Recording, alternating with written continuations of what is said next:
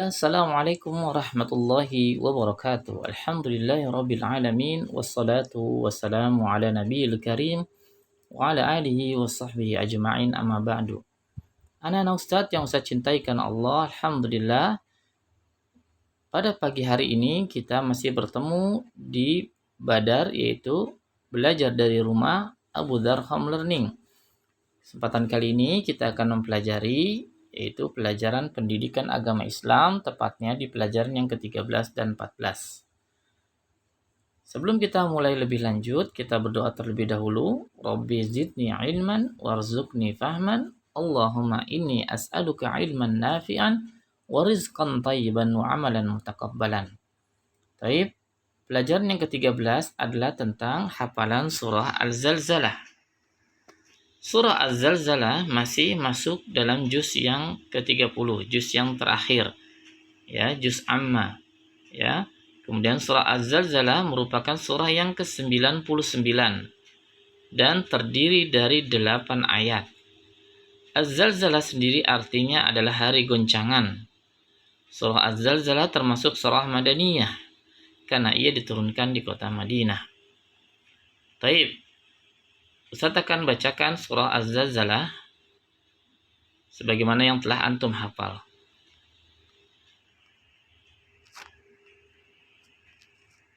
Dengarkan baik-baik bagaimana cara Ustaz membacakan dan antum bisa nanti mengikutinya. A'udzu billahi minasy syaithanir rajim. Bismillahirrahmanirrahim. Idza zulzilatil ardu zilzalaha wa akhrajatil ardu athqalaha wa qala al insanu ma laha يومئذ تحدث أخبارها بأن ربك أوحى لها يومئذ يصدر الناس أشتاتا ليروا أعمالهم فمن يعمل مثقال ذرة خيرا يره ومن يعمل مثقال ذرة شرا يره. Baik, itulah bacaan dari surah Al-Zalzalah. Berikutnya kita akan menuju pelajaran yang ke-14. Pelajaran yang ke-14 berbicara tentang kemuliaan seorang muslim. Allah Subhanahu wa ta'ala telah memuliakan seorang muslim di antara makhluk-makhluknya yang lainnya. Pelajaran ini membahas tentang kemuliaan seorang muslim di sisi Allah Subhanahu wa ta'ala. Baik, seorang muslim memiliki kemuliaan di hadapan Allah ta'ala. Kemuliaan seorang muslim ini dinilai berdasarkan keimanan dan ketakwaannya kepada Allah Subhanahu wa ta'ala. Jadi Allah Subhanahu wa ta'ala memuliakan seorang di antara manusia yang lainnya berdasarkan keimanannya dan ketakwaannya kepada Allah Subhanahu wa ta'ala, yaitu sejauh mana ia melaksanakan perintah-perintah Allah dan juga menjauhi larangan-larangan Allah. Semakin banyak kita melakukan perintah Allah dan semakin banyak kita menjauhi larangan-larangan Allah, maka kedudukan kita akan semakin mulia di sisi Allah Subhanahu wa ta'ala. Sebagaimana hadis yang diriwayatkan oleh Imam Bukhari, Muslim, dan Imam Ahmad berikut ini. Suatu ketika Rasulullah Shallallahu Alaihi Wasallam ditanya oleh para sahabatnya, Ya Rasulullah, wahai Rasulullah, siapakah manusia yang paling mulia? Beliau lantas menjawab, atqahum, yaitu manusia yang paling bertakwa di sisi Allah. Ya, yaitu manusia yang paling bertakwa kepada Allah Subhanahu wa taala. Maka dia adalah orang yang paling mulia di sisi Allah. Jadi, dalam hadis ini kita dapat mengambil pelajaran bahwasannya semakin seseorang itu bertakwa kepada Allah, maka semakin mulia orang tersebut di hadapan Allah Subhanahu wa taala. Seorang muslim yang beriman dan bertakwa kepada Allah tentu akan mendapat ujian dan cobaan dari Allah Subhanahu wa taala. Semakin tinggi keimanannya dan ketakwaannya kepada Allah, maka akan semakin berat ujian dan cobaannya. Ujian dan cobaan yang diterima oleh seorang muslim akan berbeda-beda. Jadi, ujian itu akan berbeda-beda.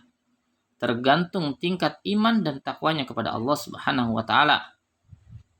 Ketika menerima cobaan, menerima ujian dari Allah Subhanahu wa taala, haruslah kita bersabar. Dan orang-orang yang paling berat ujian dan cobaannya adalah para anbiya wal mursalin, para nabi dan para rasul. Karena para nabi dan para rasul adalah orang yang paling bertakwa, orang yang paling tinggi imannya kepada Allah Subhanahu wa taala. Maka semakin tinggi iman seseorang, semakin besar takwa seorang kepada Allah, maka akan semakin besar juga ujian dan cobaan yang akan dihadapinya. Baik, kita lanjut ke halaman yang berikutnya. Kita diperintahkan untuk bersabar ketika kita menjalani ujian, cobaan. Lalu apakah sabar itu? Dalam buku ini dijelaskan bahwasanya sabar artinya bertahan dalam menjalani ujian, baik yang disenangi maupun yang tidak disenangi. Jadi sebuah ujian itu terkadang menyenangkan untuk kita, terkadang juga tidak menyenangkan atau kita benci. Jadi kita tetap harus bersabar, bertahan dalam menjalani ujian tersebut. Baik ujian tersebut kita senangi ataupun tidak kita senangi. Sabar merupakan salah satu sifat mulia dan akhlak utama yang dibutuhkan setiap muslim dalam menjalani hidup di dunia. Allah menegaskan bahwa sifat sabar dapat menolong orang yang ditimpa musibah ataupun ujian. Allah Subhanahu wa taala berfirman, Ya ayyuhalladzina amanu ista'inu bis-sabri was-salah. Innallaha ma'as sabirin. Hai orang-orang yang beriman, mintalah pertolongan kepada Allah dengan sabar dan salat. Sesungguhnya Allah beserta orang-orang yang sabar. Quran surat Al-Baqarah ayat 153. Kita diperintahkan oleh Allah Subhanahu wa taala, orang-orang yang beriman diperintahkan oleh Allah Subhanahu wa taala agar senantiasa meminta pertolongan kepada Allah Subhanahu wa taala dengan sabar dan juga dengan salat. Dan sabar adalah salah satu sifat mulia yang dimiliki oleh orang-orang yang beriman. Sikap orang yang beriman jika ia mendapatkan musibah adalah dia berbaik sangka, dia husnuzon kepada Allah Subhanahu wa taala atas takdir yang menimpanya. Allah telah mentakdirkan kepadanya dengan ujian dan musibah tersebut. Maka sikap kita sebagai seorang muslim, seorang mukmin, orang yang beragama Islam dan juga beriman kepada Allah dan juga takdirnya, maka kita harus berhusnuzon, berbaik sangka kepada Allah Subhanahu wa taala. Serta kita harus senantiasa bersabar dan juga berdoa kepada Allah Subhanahu wa taala agar dihilangkan atau diangkat cobaan dan ujian tersebut. Rasulullah sallallahu alaihi wasallam bersabda, "Ajaban li amril mu'min. Inna amrahu kullahu khairun. Wa laysa dzaka li ahadin illa lil mu'min in asabathu sarra syakara fakana khairan lah wa in asabathu darra sabara fakana khairan lah. Sungguh menakjubkan keadaan seorang mukmin, semua perihalnya mengandung kebaikan, dan yang demikian itu tidak ditemukan melainkan pada seorang mukmin. Jika ia diberikan kelapangan, dia bersyukur kepada Allah Subhanahu wa taala, dan syukur itu adalah kebaikan bagi dirinya. Dan jika ditimpa kesulitan, cobaan, ujian, dia bersabar, dan kesabaran itu adalah kebaikan baginya. Hadis ini sahih diriwayatkan Imam Muslim dan juga Imam Ahmad. Jadi kita diperintahkan untuk bersyukur ketika kita mendapatkan kenikmatan dari Allah Subhanahu wa taala. Dan juga ketika kita mendapatkan ujian, cobaan, musibah, maka kita diperintahkan untuk bersabar, dan kesabaran itu juga adalah kebaikan untuk kita. Taib. Berikutnya di halaman yang berikutnya, Allah memberikan 2 macam ujian kepada hambanya. Yang pertama, ujian kesenangan. Ya, ujian kesenangan seperti seseorang naik kelas. Dia sehat walafiat, atau dia mendapatkan sepeda, atau dia membeli rumah baru, dan sesuatu yang sifatnya menyenangkan. Kemudian ujian yang berikutnya yang kedua, ujian yang berupa kepahitan. Seperti sakit, sedih, ditinggalkan oleh orang yang kita sayangi seperti orang tua kita. Ataupun kita mendapatkan nilai yang tidak baik, nilai yang tidak kita sukai, atau tidak tuntas pelajaran kita, dan lain-lain dari sesuatu yang tidak kita sukai. Selain itu, seorang muslim harus bertindak hati-hati dan tidak tergesa-gesa ketika ia menghadapi suatu ujian, cobaan, atau masalah yang datang kepadanya. Dia harus hati-hati dalam menyikapi ujian dan cobaan serta masalah tersebut, agar tidak terjadi sebuah penyesalan. Dan kita diperintahkan untuk tidak tergesa-gesa dalam menghadapi ujian dan cobaan tersebut. Karena sifat tergesa-gesa merupakan salah satu sifat buruknya syaitan. Rasulullah sallallahu alaihi wasallam bersabda, "Al-ajalatu minasyaitan." Ketergesa-gesaan datangnya dari syaitan. Hadis riwayat Baihaqi dan Abu Ya'la.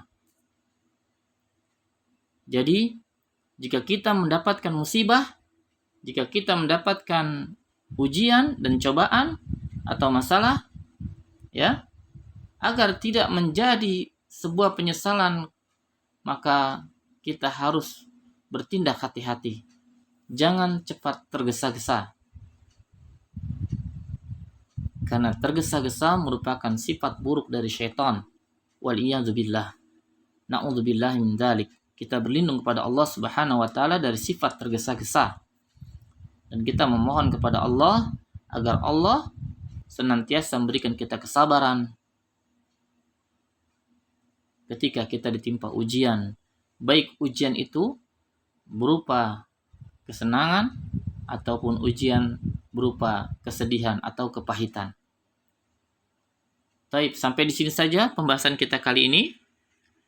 Ustaz harapkan antum semua bisa mengerjakan latihan di halaman yang berikutnya. Ya. Seperti nomor 1, manusia yang paling mulia di sisi Allah adalah yang paling, antum jawab.